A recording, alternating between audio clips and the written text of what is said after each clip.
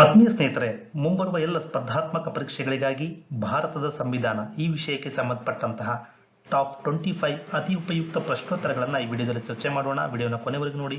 Video ಇಷ್ಟ ಆದ್ರೆ like ಮಾಡಿ, ಇದರ ಬಗ್ಗೆ ಕಾಮೆಂಟ್ಸ್ ಮಾಡಿ, ನಿಮ್ಮ ಸ್ನೇಹಿತರಿಗೂ ಶೇರ್ ಮಾಡಿ ಅಂತ ಹೇಳುತ್ತಾ ಮೊದಲನೇ ಪ್ರಶ್ನೆ, ಭಾರತದ ಮೊದಲ ಫೆಡರಲ್ ನ್ಯಾಯಾಲಯ ಫೆಡರಲ್ ಕೋರ್ಟ್ ಆಫ್ ಇಂಡಿಯಾ ಈ ಕಾಯ್ದೆ ಅಡಿಯಲ್ಲಿ ರಚಿಸಲಾಯಿತು.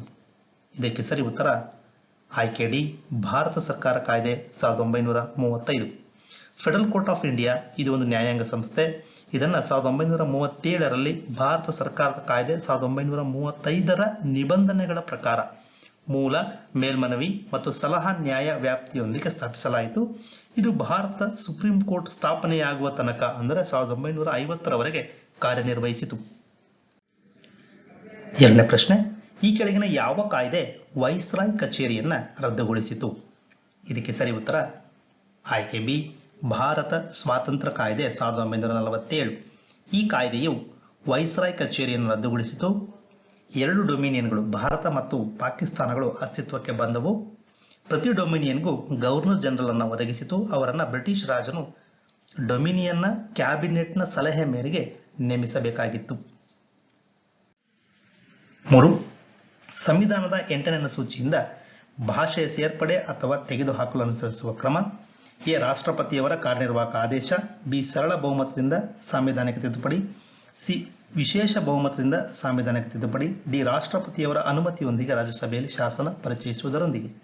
ಇದಕ್ಕೆ ಸರಿ ಉತ್ತರ ಆಯ್ಕೆ ಸಿ, ವಿಶೇಷ ಬಹುಮತದಿಂದ ಸಂವಿಧಾನದ ತಿದ್ದುಪಡಿ. ಮೂಲ ಸಂವಿಧಾನ 8ನೇ ಅನುಸೂಚಿಯಲ್ಲಿ ಒಟ್ಟು 14 ಭಾಷೆಗಳನ್ನು ಒಳಗೊಂಡಿತ್ತು.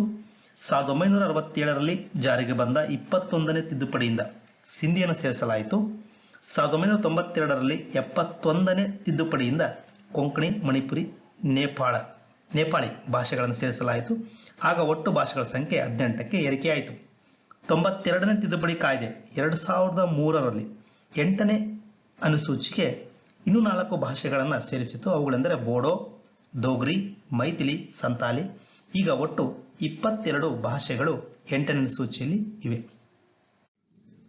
4. ಕೆಳಗಿನ ಹೇಳಿಕೆಗಳನ್ನು ಪರಿಗಣಿಸಿ. ಸುಪ್ರೀಂ ಕೋರ್ಟ್ ಪ್ರಕಾರ ಎ, ಪ್ರಸ್ತಾವನೆ ಸಂವಿಧಾನದ ಒಂದು ಭಾಗವಾಗಿದೆ. ಬಿ, 368ನೇ ವಿಧಿ ಅಡಿಯಲ್ಲಿ ಪ್ರಸ್ತಾವನೆಯನ್ನು ತಿದ್ದುಪಡಿ ಮಾಡಲು ಸಾಧ್ಯವಿಲ್ಲ. ಮೇಲಿನವುಗಳಲ್ಲಿ ಯಾವುದು ಅಥವಾ ಯಾವುವು ಸರಿಯಾದ ಹೇಳಿಕೆ? ಇದಕ್ಕೆ ಸರಿ ಉತ್ತರ ಆಯ್ಕೆ ಎ, ಒಂದು ಮಾತ್ರ ಸರಿಯಾದ ಹೇಳಿಕೆ. ಪ್ರಸ್ತಾವನೆ ಸಂವಿಧಾನದ ಒಂದು ಭಾಗ ಎಂದು ಸುಪ್ರೀಂ ಕೋರ್ಟ್ ಅಭಿಪ್ರಾಯಪಟ್ಟಿದೆ.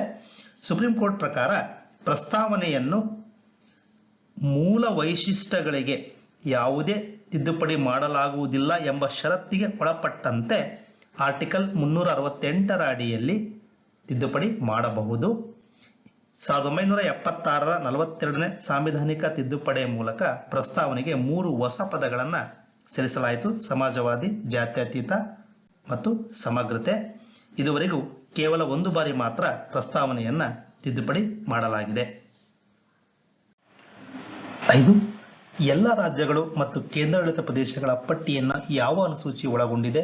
ಎ, ಮೊದಲನೇ ಅನುಸೂಚಿ. ಬಿ, 2. ಸಿ, 3ನೇ ಅನುಸೂಚಿ. ಡಿ, 10ನೇ ಅನುಸೂಚಿ. ಇದಕ್ಕೆ ಸರಿ ಉತ್ತರ ಆಯ್ಕೆ ಎ, ಎಲ್ಲ ರಾಜ್ಯಗಳು ಮತ್ತು ಕೇಂದ್ರಾಡಳಿತ ಪ್ರದೇಶಗಳ ಮೊದಲನೇ ಅನುಸೂಚಿ ಒಳಗೊಂಡಿದೆ. 6. ಭಾರತದಲ್ಲಿ ವಾಸಿಸುವ ವಿದೇಶಿ ನಾಗರಿಕರಿಗೆ ಈ ಕೆಳಗಿನ ಯಾವ ಮೂಲಭೂತ ಹಕ್ಕುಗಳು ಲಭ್ಯವಿದೆ? 1. ಧರ್ಮದ ಆಧಾರದ ಮೇಲೆ ತಾರತಮ್ಯದ ವಿರುದ್ಧ ಹಕ್ಕು. 2. ಪ್ರಾಥಮಿಕ ಶಿಕ್ಷಣದ ಹಕ್ಕು. 3. ಜೀವನ ಮತ್ತು ಸ್ವಾತಂತ್ರ್ಯದ ಹಕ್ಕು. 4. ವಾಕ್ ಮತ್ತು ಅಭಿವ್ಯಕ್ತಿ ಸ್ವಾತಂತ್ರ್ಯದ ಹಕ್ಕು. ಕೆಳಗಿನ ಕೋಡ್ಗಳನ್ನು ಬಳಸಿಕೊಂಡು ಪರಿಹಾರವನ್ನು ಆಯ್ಕೆ ಮಾಡಿ. ವಿದೇಶಿ ನಾಗರಿಕರಿಗೆ, ಭಾರತದಲ್ಲಿ ವಾಸಿಸತಕ್ಕಂತಹ ವಿದೇಶಿ ನಾಗರಿಕರಿಗೆ ಲಭ್ಯವಿರತಕ್ಕಂತಹ ಮೂಲಭೂತ ಹಕ್ಕುಗಳಲ್ಲಿ ಕೊಟ್ಟಿರುವುದರಲ್ಲಿ ಆರ್ಟಿಕಲ್ 21 ಜೀವನ ಮತ್ತು ಸ್ವಾತಂತ್ರ್ಯದ ಹಕ್ಕು ಜೊತೆಗೆ ಆರ್ಟಿಕಲ್ 21A ಪ್ರಾಥಮಿಕ ಶಿಕ್ಷಣದ ಹಕ್ಕು ಎರಡೂ ಲಭ್ಯವಿದೆ. ಹೀಗಾಗಿ ಆಯ್ಕೆ ಸಿ 2 ಮತ್ತು 3 ಮಾತ್ರ ಸರಿಯಾದ ಪರಿಹಾರವಾಗಿದೆ. 7. ಭಾರತೀಯ ಸಂವಿಧಾನವು ವ್ಯಕ್ತಿಗಳ ನಡುವಿನ ಯಾವ ತಾರತಮ್ಯವನ್ನು ನಿಷೇಧಿಸುತ್ತದೆ? ಇದಕ್ಕೆ ಸರಿ ಉತ್ತರ ಆಯ್ಕೆ ಬಿ, ಲಿಂಗ, ಜಾತಿ, ಧರ್ಮ, ಜನಾಂಗ ಮತ್ತು ಹುಟ್ಟಿದ ಸ್ಥಳ ಇವೆಲ್ಲವೂ ಸಹಿತ ಸಮಾನತೆಯ ಹಕ್ಕಿನಡಿಯಲ್ಲಿ ಬರುತ್ತವೆ. ಧರ್ಮ, ಜನಾಂಗ, ಜಾತಿ, ಲಿಂಗ, ಹುಟ್ಟಿದ ಸ್ಥಳ ಅಥವಾ ಅವುಗಳಲ್ಲಿ ಯಾವುದಾದರೂ ಆಧಾರದ ಮೇಲೆ ರಾಜ್ಯವು ಯಾವುದೇ ನಾಗರಿಕರ ವಿರುದ್ಧ ತಾರತಮ್ಯ ಮಾಡಬಾರದು. 8. ಸಂವಿಧಾನವು ಈ ಕೆಳಗಿನವುಗಳಲ್ಲಿ ಯಾವುದು ದೇಶದ ಆಡಳಿತಕ್ಕೆ ಮೂಲಭೂತ ಎಂದು ಉಲ್ಲೇಖಿಸುತ್ತದೆ? ಇದಕ್ಕೆ ಸರಿ ಉತ್ತರ ಆಯ್ಕೆ ಎ, ರಾಜ್ಯ ನೀತಿಯ ನಿರ್ದೇಶಕ ತತ್ವಗಳು. ಇವು ಆಡಳಿತಕ್ಕೆ ಮೂಲಭೂತವೆಂದು ಸಂವಿಧಾನವು ಉಲ್ಲೇಖಿಸುತ್ತದೆ, ಏಕೆಂದರೆ ಇವುಗಳು ಈಕ್ವಿಟಿ, ಫೇರ್ನೆಸ್ ಮತ್ತು ಕಲ್ಯಾಣ ದೃಷ್ಟಿಕೋನ ಮುಂತಾದ ಅಗತ್ಯ ತತ್ವಗಳನ್ನು ಒದಗಿಸುತ್ತವೆ. 9. ಈ ಕೆಳಗಿನ ಯಾವ ಪ್ರಕರಣಗಳಲ್ಲಿ ಸುಪ್ರೀಂ ಕೋರ್ಟ್ ಭಾರತೀಯ ಸಂವಿಧಾನವನ್ನ ಮೂಲಭೂತ ಹಕ್ಕುಗಳು ಮತ್ತು ನಿರ್ದೇಶಕ ತತ್ವಗಳ ನಡುವಿನ ಸಮತೋಲನದ ಅಡಿಗಲಿನ ಮೇಲೆ ಸ್ಥಾಪಿಸಲಾಗಿದೆ ಎಂದು ಅಭಿಪ್ರಾಯಪಟ್ಟಿದೆ?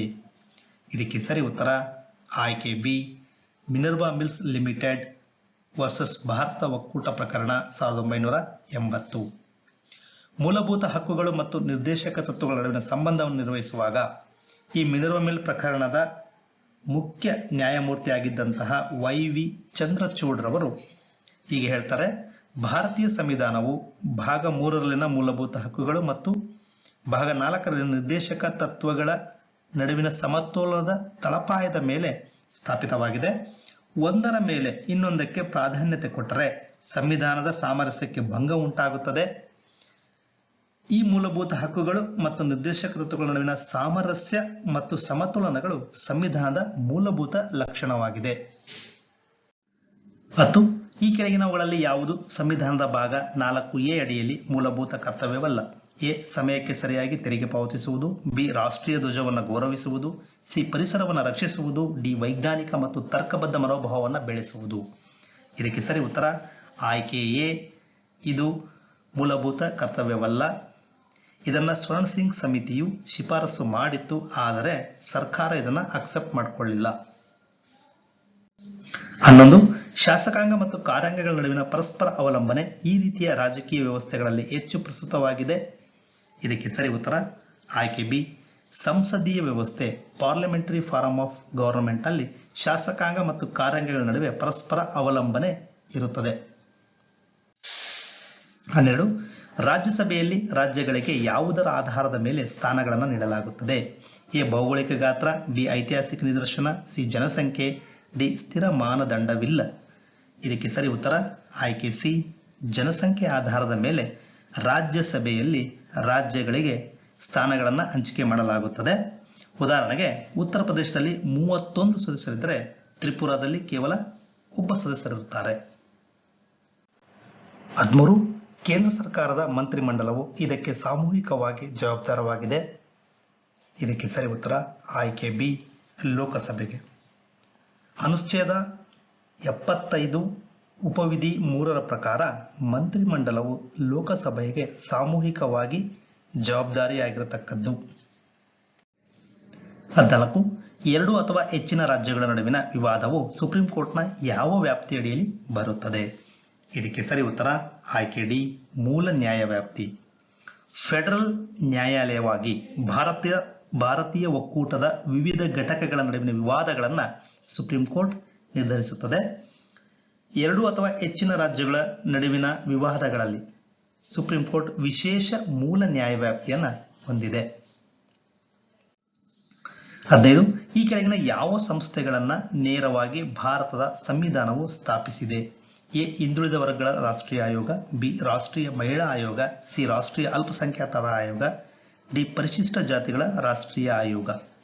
ಇದಕ್ಕೆ ಸರಿ ಉತ್ತರ ಆಯ್ಕೆ ಡಿ, ಪರಿಶಿಷ್ಟ ಜಾತಿಗಳ ರಾಷ್ಟ್ರೀಯ ಆಯೋಗ. ಇದು ಒಂದು ಸಾಂವಿಧಾನಿಕ ಸಂಸ್ಥೆಯಾಗಿದ್ದು ಇದನ್ನು ಸಂವಿಧಾನದ 338ನೇ ವಿಧಿಯಿಂದ ನೇರವಾಗಿ ಸ್ಥಾಪಿಸಲಾಗಿದೆ. ಇನ್ನು ಇತರೆ ರಾಷ್ಟ್ರೀಯ ಆಯೋಗಗಳಾದಂತಹ ರಾಷ್ಟ್ರೀಯ ಮಹಿಳಾ ಆಯೋಗ, ಇದನ್ನು 1992ರಲ್ಲಿ ಸ್ಥಾಪಿಸಲಾಯಿತು. ರಾಷ್ಟ್ರೀಯ ಅಲ್ಪಸಂಖ್ಯಾತರ ಆಯೋಗ 1993ರಲ್ಲಿ. ಹಿಂದುಳಿದ ವರ್ಗಗಳ ರಾಷ್ಟ್ರೀಯ ಆಯೋಗ, ಇದನ್ನು ಸಹಿತ 1993. ರಾಷ್ಟ್ರೀಯ ಮಾನವ ಹಕ್ಕುಗಳ ಆಯೋಗ. ಈ ಎಲ್ಲ ಆಯೋಗಗಳು ಸಂಸತ್ತಿನ ಕಾರ್ಯಗಳಿಂದ ಸ್ಥಾಪಿತವಾಗಿದೆ, ಅಂದರೆ ಶಾಸನಬದ್ಧ ಸಂಸ್ಥೆಗಳು. 16. ಈ ಕೆಳಗಿನ ಯಾರು ರಾಜಕೀಯ ಪಕ್ಷಗಳಿಗೆ ಚುನಾವಣೆಯಲ್ಲಿ ಮತಗಳಿಕೆಯ ಸಾಧನೆಯ ಆಧಾರದ ಮೇಲೆ ರಾಷ್ಟ್ರೀಯ ಅಥವಾ ರಾಜ್ಯ ಪಕ್ಷಗಳ ಸ್ಥಾನಮಾನವನ್ನು ನೀಡುತ್ತಾರೆ? ಇದಕ್ಕೆ ಸರಿ ಉತ್ತರ ಆಯ್ಕೆ ಡಿ, ಭಾರತದ ಚುನಾವಣಾ ಆಯೋಗ. 17. ಈ ಕೆಳಗಿನವುಗಳಲ್ಲಿ ಯಾವುದು ಹಣಕಾಸು ಆಯೋಗವನ್ನು ಉತ್ತಮವಾಗಿ ನಿರೂಪಿಸುತ್ತದೆ? ಹಣಕಾಸು ಆಯೋಗ ಭಾರತ ಸಂವಿಧಾನದ 280ನೇ ವಿಧಿ ಹಣಕಾಸು ಆಯೋಗವನ್ನು ಅರೆ ನ್ಯಾಯಾಂಗ ಸಂಸ್ಥೆಯಾಗಿ ಕ್ವಾಸಿ ಜುಡಿಷಿಯಲ್ ಬಾಡಿಯಾಗಿ ಒದಗಿಸುತ್ತದೆ. ಹೀಗಾಗಿ ಆಯ್ಕೆ ಬಿ ಅರೆ ನ್ಯಾಯಾಂಗ ವ್ಯವಸ್ಥೆ ಸರಿಯಾದ ಉತ್ತರ. 18 ಆರ್ಟಿಕಲ್ 78ರ ಅಡಿಯಲ್ಲಿ ಮಂತ್ರಿಮಂಡಲದ ಎಲ್ಲ ನಿರ್ಧಾರಗಳನ್ನು ಈ ಕೆಳಗಿನವರಲ್ಲಿ ಯಾರು ರಾಷ್ಟ್ರಪತಿಯವರಿಗೆ ತಿಳಿಸುತ್ತಾರೆ? ಇದಕ್ಕೆ ಸರಿ ಉತ್ತರ ಆಯ್ಕೆ ಬಿ ಪ್ರಧಾನಮಂತ್ರಿ. 19 ಈ ಕೆಳಗಿನ ಯಾವ ರಾಜ್ಯಗಳಲ್ಲಿ ಪಂಚಾಯತ್ ರಾಜ್ ಸಂಸ್ಥೆ ಇಲ್ಲ? A Nagaland, B Assam, C Kerala, D Tripura. ಇದಕ್ಕೆ ಸರಿ ಉತ್ತರ ಆಯ್ಕೆ ಎ ನಾಗಾಲ್ಯಾಂಡ್. ನಾಗಾಲ್ಯಾಂಡ್, ಮೇಘಾಲಯ ಮತ್ತು ಮಿಜೋರಾಂ ಹೊರತುಪಡಿಸಿ ಎಲ್ಲ ರಾಜ್ಯಗಳಲ್ಲಿ ಮತ್ತು ದೆಹಲಿಯನ್ನು ಹೊರತುಪಡಿಸಿ ಎಲ್ಲ ಕೇಂದ್ರಾಡಳಿತ ಪ್ರದೇಶಗಳಲ್ಲಿ ಪಂಚಾಯತ್ ರಾಜ್ ವ್ಯವಸ್ಥೆ ಅಸ್ತಿತ್ವದಲ್ಲಿದೆ. 20 ರಾಜ್ಯಗಳ ಅಡ್ವೊಕೇಟ್ ಜನರಲ್ ಅನ್ನು ಯಾರು ನೇಮಿಸುತ್ತಾರೆ? ಇದಕ್ಕೆ ಸರಿ ಉತ್ತರ ಆಯ್ಕೆ ಎ ರಾಜ್ಯಪಾಲರು ರಾಜ್ಯಗಳ ಅಡ್ವೊಕೇಟ್ ಜನರಲ್ ಅನ್ನು ನೇಮಿಸುತ್ತಾರೆ. 21 ಸಂಸತ್ತಿನ ಉಭಯ ಸದನಗಳ ಸದಸ್ಯತ್ವದ ಅರ್ಹತೆಗಳನ್ನು ಯಾವ ವಿಧಿ ತಿಳಿಸುತ್ತದೆ? ಇದಕ್ಕೆ ಸರಿ ಉತ್ತರ ಆಯ್ಕೆ ಬಿ ವಿಧಿ 84. ಇದು ಸಂಸತ್ತಿನ ಉಭಯ ಸದನಗಳು ಅಂದರೆ ಲೋಕಸಭೆ ಮತ್ತು ರಾಜ್ಯಸಭೆಯ ಸದಸ್ಯತ್ವದ ಅರ್ಹತೆಗಳನ್ನು ತಿಳಿಸುತ್ತದೆ. 22 ಲೋಕಸಭೆಯ ಈ ಕೆಳಗಿನ ಯಾವ ಸಮಿತಿಗೆ ಭಾರತದ ಕಂಟ್ರೋಲರ್ ಮತ್ತು ಆಡಿಟರ್ ಜನರಲ್ ಸಹಾಯ ಮಾಡುತ್ತಾರೆ? ಇದಕ್ಕೆ ಸರಿ ಉತ್ತರ ಆಯ್ಕೆ ಬಿ ಸಾರ್ವಜನಿಕ ಲೆಕ್ಕಪತ್ರಗಳ ಸಮಿತಿ. ಸಾರ್ವಜನಿಕ ಲೆಕ್ಕಪತ್ರ ಸಮಿತಿ ಪಬ್ಲಿಕ್ ಅಕೌಂಟ್ ಕಮಿಟಿ ಭಾರತದ ಕಂಟ್ರೋಲರ್ ಮತ್ತು ಆಡಿಟರ್ ಜನರಲ್ ಅವರ ವಾರ್ಷಿಕ ಲೆಕ್ಕ ಪರಿಶೋಧನಾ ವರದಿಗಳನ್ನು ಪರಿಶೀಲಿಸುತ್ತದೆ. ಈ ವಾರ್ಷಿಕ ಲೆಕ್ಕ ಪರಿಶೋಧನಾ ವರದಿಗಳನ್ನು ರಾಷ್ಟ್ರಪತಿಗಳು ಸಂಸತ್ತಿನ ಮುಂದೆ ಇಡುತ್ತಾರೆ. 23 ಈ ಕೆಳಗಿನವುಗಳಲ್ಲಿ ಯಾವುದು ಭಾರತದ ಸಂವಿಧಾನದ ಮೂಲ ರಚನೆಯಲ್ಲಿ ಸೇರಿದೆ? 1 ಸಂವಿಧಾನದ ಪ್ರಾಬಲ್ಯ, 2 ನ್ಯಾಯಾಂಗ ವಿಮರ್ಶೆ, 3 ಸಮಾನತೆಯ ತತ್ವ, 4 ಮುಕ್ತ ಮತ್ತು ನ್ಯಾಯಯುತ ಚುನಾವಣೆಗಳು. ಕೆಳಗೆ ನೀಡಲಾದ ಕೋಡ್ಗಳಿಂದ ಸರಿಯಾದ ಆಯ್ಕೆಯನ್ನು ಆರಿಸಿ. ಇದಕ್ಕೆ ಸರಿ ಉತ್ತರ ಆಯ್ಕೆ ಡಿ ಮೇಲಿನ ಎಲ್ಲವೂ ಸಹಿತ ಸಂವಿಧಾನದ ಮೂಲ ರಚನೆಯಲ್ಲಿ ಸೇರಿವೆ. ಈ ಮೂಲ ರಚನೆ ಅನ್ನೋದನ್ನ ಸುಪ್ರೀಂ ಕೋರ್ಟ್ ಇದುವರೆಗೂ ಇನ್ನೂ ವ್ಯಾಖ್ಯಾನಿಸಿಲ್ಲ. ವಿವಿಧ ತೀರ್ಪುಗಳಿಂದ ಈ ಮೂಲ ಲಕ್ಷಣಗಳು ಹೊರಹೊಮ್ಮಿವೆ. 24 ಸಂವಿಧಾನದ 42ನೇ ತಿದ್ದುಪಡಿಯಿಂದ ಈ ಕೆಳಗಿನವುಗಳಲ್ಲಿ ಯಾವುದು ನಿರ್ದೇಶಕ ತತ್ವಗಳಿಗೆ ಸೇರಿಸಲಾಗಿಲ್ಲ? ಎ ಕೈಗಾರಿಕೆಗಳ ನಿರ್ವಹಣೆಯಲ್ಲಿ ಕಾರ್ಮಿಕರ ಭಾಗವಹಿಸುವಿಕೆ, ಬಿ ಬಡವರಿಗೆ ಸಮಾನ ನ್ಯಾಯ ಮತ್ತು ಉಚಿತ ಕಾನೂನು ನೆರವು, ಸಿ ಏಕರೂಪದ ಸಿವಿಲ್ ಕೋಡ್, ಡಿ ಮಕ್ಕಳು ಮತ್ತು ಯುವಕರನ್ನು ಶೋಷಣೆಯಿಂದ ರಕ್ಷಿಸುವುದು. ಇದಕ್ಕೆ ಸರಿ ಉತ್ತರ ಆಯ್ಕೆ ಸಿ ಏಕರೂಪದ ಸಿವಿಲ್ ಕೋಡ್. ಇದನ್ನು ಹೊರತುಪಡಿಸಿ ಆಯ್ಕೆ ಎ ಬಿ ಡಿ ಇವೆಲ್ಲವೂ ಸಹಿತ ಸಂವಿಧಾನಕ್ಕೆ 42ನೇ ತಿದ್ದುಪಡಿಯಿಂದ ಸೇರಿಸಲಾಗಿದೆ. 25 ಈ ಕೆಳಗಿನವರಲ್ಲಿ ಯಾರು ಕಾನೂನಿನ ಪ್ರಶ್ನೆಯ ಬಗ್ಗೆ ಸುಪ್ರೀಂ ಕೋರ್ಟ್ನ ಅಭಿಪ್ರಾಯ ಪಡೆಯುವ ಹಕ್ಕನ್ನು ಹೊಂದಿದ್ದಾರೆ? ಎ ರಾಜ್ಯಸಭೆಯ ಯಾವುದೇ ಸದಸ್ಯ, ಬಿ ರಾಷ್ಟ್ರಪತಿ, ಸಿ ಪ್ರಧಾನಮಂತ್ರಿ, ಡಿ ಲೋಕಸಭೆಯ ಸದಸ್ಯ. ಇದಕ್ಕೆ ಸರಿ ಉತ್ತರ ಆಯ್ಕೆ ಬಿ ರಾಷ್ಟ್ರಪತಿಯವರು. ಭಾರತದ ಸಂವಿಧಾನದ 143ನೇ ವಿಧಿ ಅದರಲ್ಲಿ 1ನೇ ಉಪವಿಧಿ ಪ್ರಕಾರ ಸುಪ್ರೀಂ ಕೋರ್ಟ್ ಭಾರತದ ರಾಷ್ಟ್ರಪತಿಗೆ ಸಲಹಾ ಸಂಸ್ಥೆಯಾಗಿ ಕಾರ್ಯನಿರ್ವಹಿಸುತ್ತದೆ. ರಾಷ್ಟ್ರಪತಿಯವರು ಕಾನೂನಿನ ಬಗ್ಗೆ ಯಾವುದೇ ವಿಷಯ ಅಥವಾ ಸಾರ್ವಜನಿಕ ಪ್ರಾಮುಖ್ಯತೆಯ ಬಗ್ಗೆ ಸುಪ್ರೀಂ ಕೋರ್ಟ್ಗೆ ಸಲಹೆ ಕೇಳಬಹುದು. ಆತ್ಮೀಯರೇ, ಇದುವರೆಗೂ ಈ ವಿಡಿಯೋ ನೋಡಿದ್ದಕ್ಕಾಗಿ ಧನ್ಯವಾದಗಳು. ಮತ್ತೆ ಮುಂದಿನ ವಿಡಿಯೋದೊಂದಿಗೆ ಭೇಟಿಯಾಗೋಣ. ಮತ್ತೊಮ್ಮೆ ಧನ್ಯವಾದಗಳು.